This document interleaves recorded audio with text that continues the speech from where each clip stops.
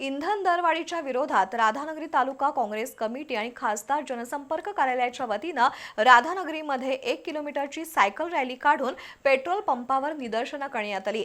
आंदोलनादरम्यान कार्यकर्त्यांनी घोषणाबाजी करत केंद्र सरकारच्या धोरणांचा निषेध केला।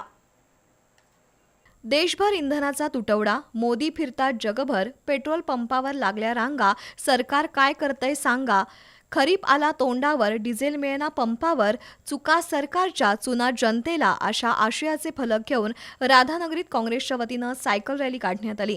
यावेळी सरकारच्या विरोधात घोषणाबाजी करून परिसर दणाणून सोडला।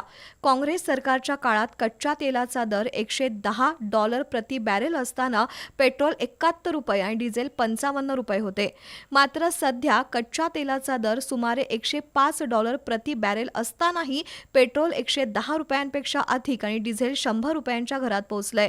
इथेनॉल मिश्रणातून मोठी बचत होत असतानाही इंधन दरवाढ का, असा सवाल तायशेटे यांनी उपस्थित करत केंद्र सरकारच्या धोरणांवर जोरदार टीका केली।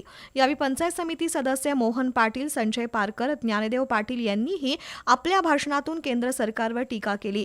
आंदोलनात एडी पाटील, चंद्रकांत चौगले, बशीर राऊत, रमेश राणे, दादासो सांगावकर, मारुती टिपुगडे, दिलीप पाटील, युवराज कुंभार, राजाराम निउंगरे, सुरेश बचाटे, महेश पाटील, जयवंत कांबळे, संजय माळकर यांच्यासह काँग्रेसचे पदाधिकारी आणि कार्यकर्ते सहभागी झाले होते।